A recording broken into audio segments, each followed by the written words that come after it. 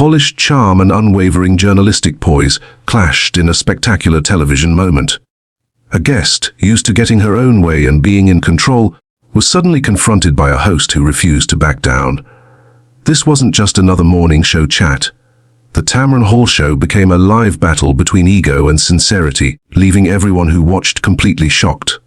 The Tamron Hall set shone with its usual pleasant vibe. Studio 6A buzzed with excitement. The audience was full of anticipation as cameras panned over eager faces. At the center of it all was Tamron Hall herself, composed, graceful, and every move was purposeful. On paper, this was meant to be a simple interview about Meghan's new charity work, but the air felt heavier than the subject suggested. "Meghan, thank you for joining us," Tamron started, with her signature professionalism, friendly but firm. "You've been in the headlines quite a lot lately. Before we get into your new project, I'd like to ask, how are you and Harry doing? The public is always interested." It was a gentle start, but a sharp look briefly crossed Meghan's eyes before her lips curved into a smile that didn't quite reach them. "We're doing wonderfully, Tamron. Better than ever, truly. I find it a bit tiresome that people think they have the right to always gossip about our marriage. Perhaps people should focus on their own relationships instead of being obsessed with mine." The audience shifted awkwardly. A few small laughs spread through the crowd, but Tamron's expression stayed neutral, unaffected. "Fair enough," she replied calmly. "But the gossip is partly because you and Harry have been so open about your private lives. Do you think that openness invites curiosity?" Meghan leaned back in her chair, her posture showing well-practiced confidence. "I don't see it as openness. I see it as setting the record straight when others have twisted things. When you're always under attack, sometimes you have to speak up. We're simply protecting ourselves. That's not exactly an invitation for rumors." The audience clapped politely, though the sharp edge in Meghan's voice wasn't missed. Tamron kept her voice steady.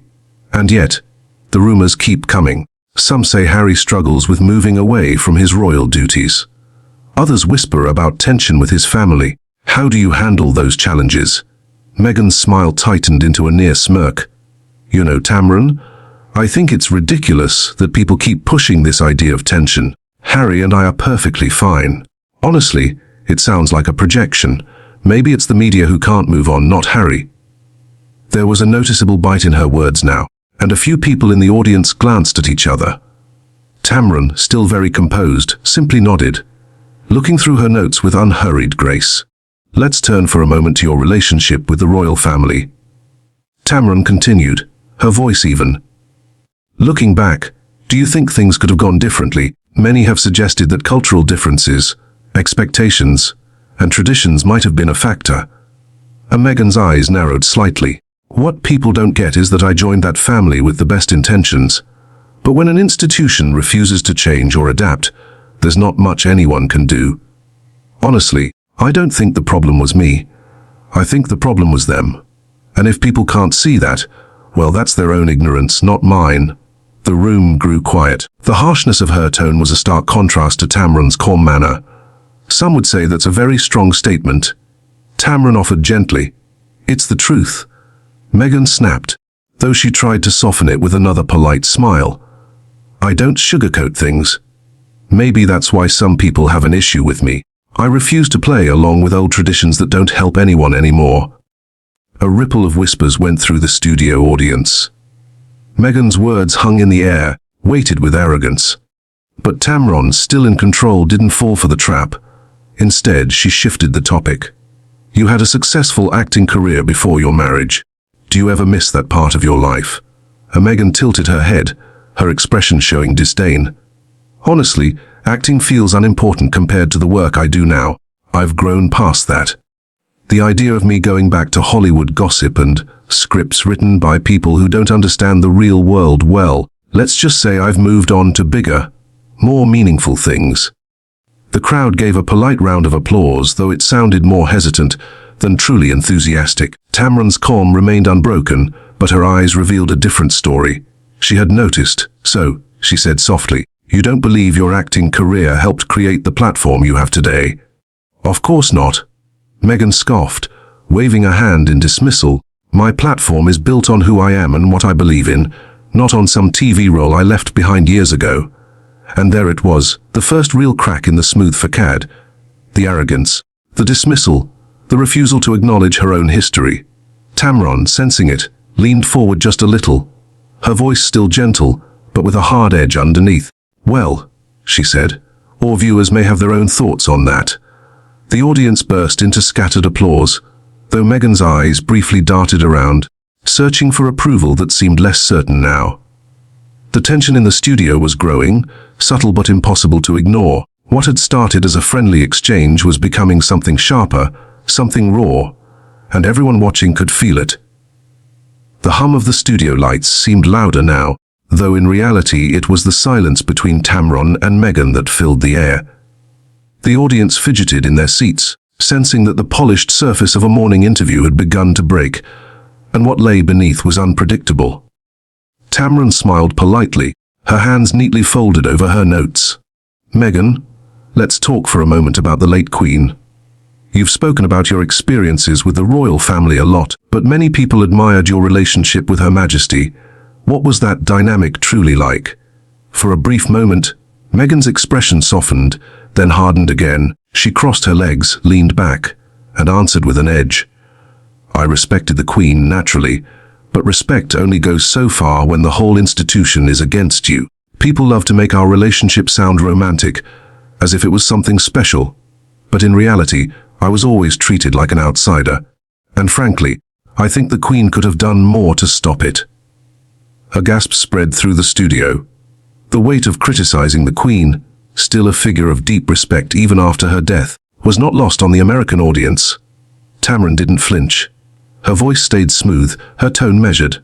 "Some might say that's a very harsh judgment, especially considering the public appearances, where the two of you seemed close. Do you feel you might be reframing that relationship now because of everything that happened later?" Meghan's head snapped toward her, her voice full of superiority. "No, Tamron. I think I know my own life better than anyone else. It's funny how journalists who weren't there try to analyze my relationships. With all due respect, you don't know what I went through. I do." A sharp exhale was heard from the audience. Meghan's dismissiveness was like a slap, but Tamron remained unfazed, her calm demeanor now like a fortress. "I don't doubt that you lived it. But you've also spoken publicly many times about those relationships. And when public figures share their stories, it's normal for the press to ask questions, especially when versions of those stories change." Meghan scoffed lightly, shaking her head. "Here we go with that old line again. Versions changing. Maybe, just maybe, things change when you think about them. Or would you rather I stick to the same script, just to keep people like you comfortable?" The audience murmured again, tension simmering. Meghan was no longer the polished Duchess with carefully chosen words. She was sharp, defensive, almost daring Tamron to push further. Tamron did. "Let's discuss the move to America," she said, her voice carrying that subtle weight that told viewers she was heading into deeper waters. Many saw it as a new beginning. Others saw it as abandoning duty. "How do you respond to those critics?" Meghan sat up straighter, her tone clipped. "Critics will always be there. Frankly, I don't care what they think. We left a toxic environment. We chose freedom. And if people can't understand that, then maybe they're stuck in the same old systems we escaped. I will not apologize for choosing my happiness over a crumbling monarchy." There it was again, the disdain, the condescending tone. Tamron's eyes, steady as steel, narrowed just a little. "Do you think perhaps some of that disdain for the monarchy comes from personal disagreements, rather than bigger systemic issues?" Meghan's lips curled into a smirk. "Are you suggesting I left because of personal grudges? Please, I think anyone with a bit of sense can see the bigger picture. This isn't about me being petty, Tamron. This is about injustice. But I wouldn't expect someone outside of that world to understand all the layers of it." It was an unmistakable put down. The audience murmured louder now, some shifting nervously, others whispering among themselves. Tamron, still composed, simply nodded her head. "You speak of injustice. And yet, when we look at your life now, the Netflix deals, the book, the podcast, some would say you've benefited greatly from the very institution you criticize. Do you see why people might call that contradictory?" Meghan's voice grew sharp and impatient. "And please, The constant obsession with money and deals. We created opportunities because we had no choice. We were cut off. Do you expect us to live in poverty? To just disappear quietly because people are uncomfortable with us succeeding outside of their precious monarchy? Tamron's reply was calm and precise. I don't expect you to vanish, but I do think there's a difference between surviving and building an empire. And the criticism comes not from the success itself, but from the story you've built around struggle. To many, those two things don't quite align. Meghan's eyes flashed with annoyance. She leaned forward, her tone almost mocking. Well, maybe that's because people prefer the fairy tale. The poor little Duchess fighting against the big bad palace. But life isn't a fairy tale, Tamron. It's messy, it's complex. And honestly, most people aren't smart enough to understand that. The insult hung heavily in the air. The audience's reaction was immediate, a few boos, nervous laughter. Tamron remained poised, though her patience was clearly wearing thin. Not intelligent enough, she repeated, her voice lower now, more deliberate. So when people question your story, when journalists ask for clarity, your answer is that they're simply not smart enough to understand. Yes, Meghan snapped, her mask completely gone now. That's exactly what I'm saying. People don't get it. They never will. And honestly, I'm tired of pretending otherwise. The silence that followed was deafening. Even the cameras seemed to hold still, capturing the moment a carefully planned public image fell apart into arrogance. Tamron leaned back in her chair, her voice calm, but with a sense of finality. Well, she said softly, that's quite a statement. The audience broke into scattered applause, though it was mixed with discomfort. Meghan, red-faced and defensive, crossed her arms tightly, as if daring anyone to challenge her further. Tamron, however, wasn't done. She closed her folder with deliberate slowness, the snap of the papers highlighting the growing tension.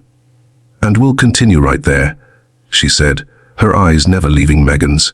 Because I believe our viewers deserve to hear what happens when strong words meet accountability. The camera zoomed in on Meghan's tight jaw, her defiant stare. Viewers at home leaned closer to their screens, sensing the storm that was just beginning to gather. The air in the studio was so thick with tension it almost vibrated. Meghan sat stiffly, arms crossed like a defense. Her eyes narrowed at Tamron. The audience, restless now, could feel that this interview had become a battleground. Tamron, still calm, moved her papers and offered the faintest of smiles. It wasn't friendly. It was the smile of someone preparing their scalpel for the next cut. Meghan, Tamron began evenly. We've spoken about your departure from the royal family, about your opinion of the institution, but I want to turn now to something very personal. Your relationship with other members of the family, especially the Prince and Princess of Wales. Even before Meghan opened her mouth, her jaw tightened. Everyone knew this topic was explosive. What about them? Meghan snapped, her tone already defensive. Tamron tilted her head slightly, completely unbothered. There have been many reports over the years of tension between you and Catherine. The public has always admired her composure and sense of duty. Some say there was rivalry. Did you feel overshadowed by her? Meghan let out a sharp laugh, a sound so brittle it made the audience shift uncomfortably. Overshadowed? Please, I wasn't competing with her. I brought something totally different. Variety, modernity, a global viewpoint. If anything, Catherine was the one struggling to get used to me. The arrogance in her tone was impossible to miss.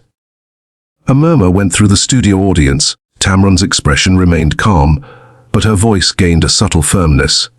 And yet, the public image suggests something different. Catherine's popularity only seemed to grow as yours began to fade. Did that bother you? Meghan leaned forward now, her eyes flashing. What bothers me is how the media pits women against each other, as if two women can't exist in the same space without being compared. Catherine has her role. I had mine. But let's be honest, the institution protected her in ways they never protected me. That's the only reason she's so loved. Without that shield, she wouldn't last a week. The audience gasped audibly. Tamron clasped her hands, her voice gentle but cutting. So, you're saying Catherine's popularity is fake, created by the palace machinery? Of course it is. Meghan shot back, her words sharp as glass. Do you think people truly connect with someone who barely talks, barely shows any personality? It's all just branding, Tamron. Nothing more. The insult hung in the air like smoke. Even some members of the audience shifted, visibly uneasy with Meghan's harshness. Tamron allowed the silence to linger just long enough before stepping back in. Some might say that sounds less like a critique and more like jealousy. Is it hard for you to see William and Catherine succeeding in the roles you and Harry left behind? Meghan's smirk returned, this time venomous. Jealousy? That's ridiculous. I left by choice. I didn't want that suffocating life. If they want to play dress up and smile for cameras until the day they die, that's their business. I'm above that. The audience reacted again, a mix of gasps, whispers, and scattered claps from a few supporters, but the overall mood was shifting against her. Tamron leaned forward, her voice lower now, full of purpose. You say you're above it, and yet you continue to talk about them, to compare yourself to them, to frame yourself as a victim of the system they continue to serve. If you're truly above it, why keep going back to it? Meghan stiffened. Because people keep asking me, Tamron, I can't control what the public is obsessed with. But Tamron's reply was sharp and surgical. But you can control your own answers. You choose every time to return to Catherine, to William, to your complaints, to point fingers. That doesn't sound like being above it. That sounds like an obsession. For the first time, Meghan's confidence wavered. Her lips parted, but no immediate answer came.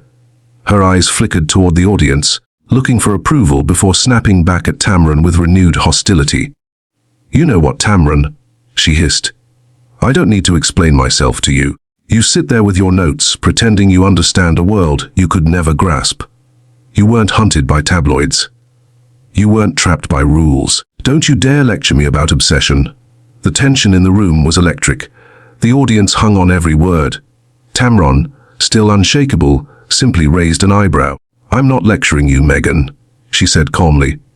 I'm observing what the rest of the world sees, and what they see is a woman who cannot stop measuring herself against the very family she claims to have left behind. The blow landed. Meghan's cheeks flushed, her composure slipping further. She leaned back, crossing her arms again, her silence louder than any protest.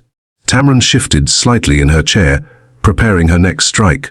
Let's step back for a moment, because this isn't just about family. This is about your story. You've presented yourself as a disruptor, a voice of change, someone breaking free from a difficult system.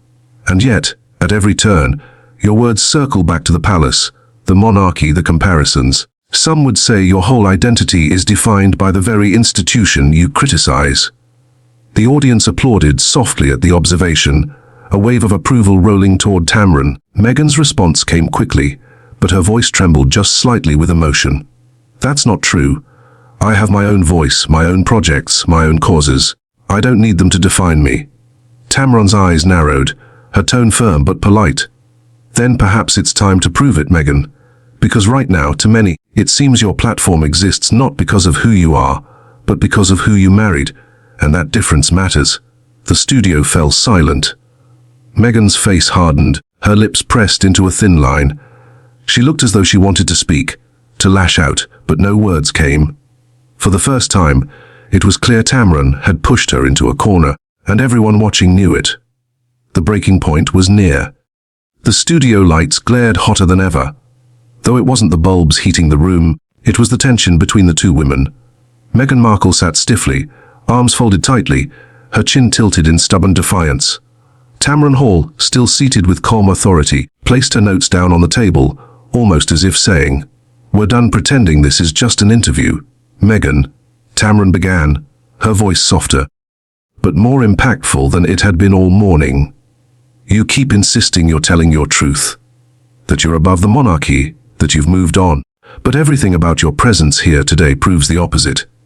You are still completely defined by the crown." The words hung heavily. Meghan's face twitched, a crack in the mask. "That's not fair," Meghan shot back quickly, her voice rising.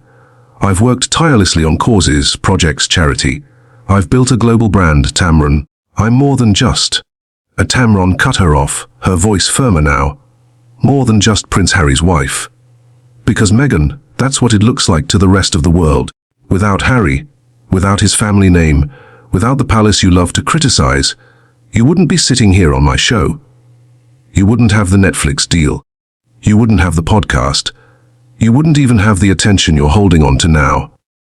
The audience gasped collectively, the sound swelling like a wave. Meghan's eyes widened in shock, then narrowed with fury. "How dare you belittle me like that?"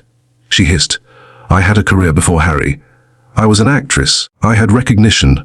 Tamron leaned forward, her gaze sharp, her voice cutting through Meghan's protest like a blade. "Recognition? Meghan, you were a supporting character on a cable drama. You weren't a global icon until you married into that family. That's the truth. And the public knows it, even if you refuse to admit it." Meghan's lips trembled as she tried to respond, but Tamron wasn't finished. Her voice grew louder, controlling the space. "You talk about being silenced, about being a victim, but let's be real. You've profited every step of the way. You wanted the palace's prestige without the responsibility. You wanted the titles without the duty. You wanted to be treated like Diana, loved and untouchable. But you never did the work she did." The name Diana sparked a flash of outrage in Meghan's eyes. "Don't you dare compare me to her," she snapped, her voice shaking with anger. Tamron didn't flinch. "I'm not comparing, I'm contrasting. Diana had flaws, but she also had sincerity," she served. "She fought for causes without constantly putting herself in the center. You, Meghan, have turned every struggle into a chance to sell a story, to sell yourself." The audience erupted with whispers, some clapping, some gasping. Meghan sat frozen, her face flushed red. "And let's address something else while we're here," Tamron continued, her tone now relentless. "Your obsession with Catherine and William, you can disguise it however you like. Call it media obsession, call it palace favoritism. But the truth is clear. You resent them. You envy the respect they have, the stability they represent, the love they get from the public. And you can't stand it." That was the final blow that shattered the dam. Meghan's eyes filled with tears, her bravado falling apart as the audience watched. She shook her head furiously, whispering, "That's not true. That's not true." Though her voice cracked with each word, Tamron pressed the final dagger home. "It is true, Meghan, because everything about your story, every interview, every complaint, every contradiction, circles back to the same theme.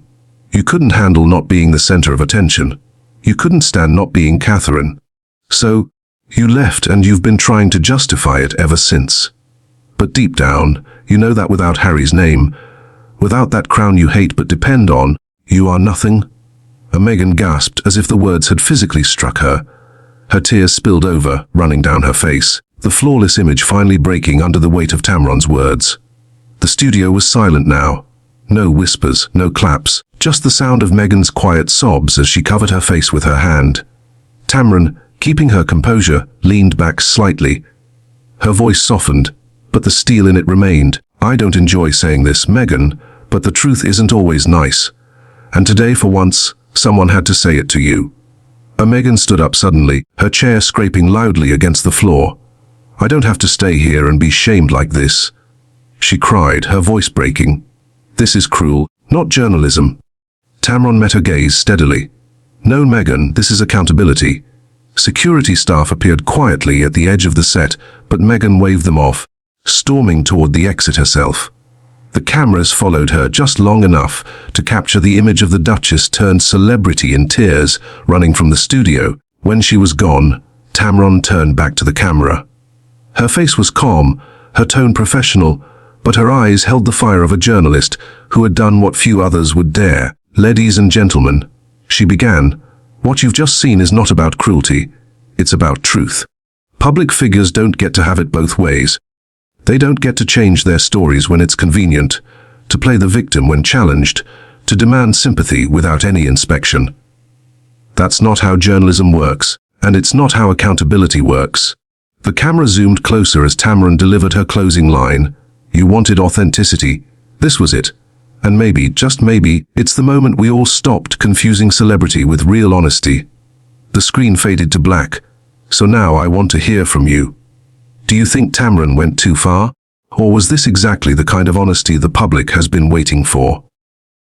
Share your thoughts in the comments below. And if you enjoyed this breakdown of one of the most unforgettable TV conflicts in recent memory, make sure to hit that like button, smash subscribe, and turn on notifications so you don't miss the next story we share.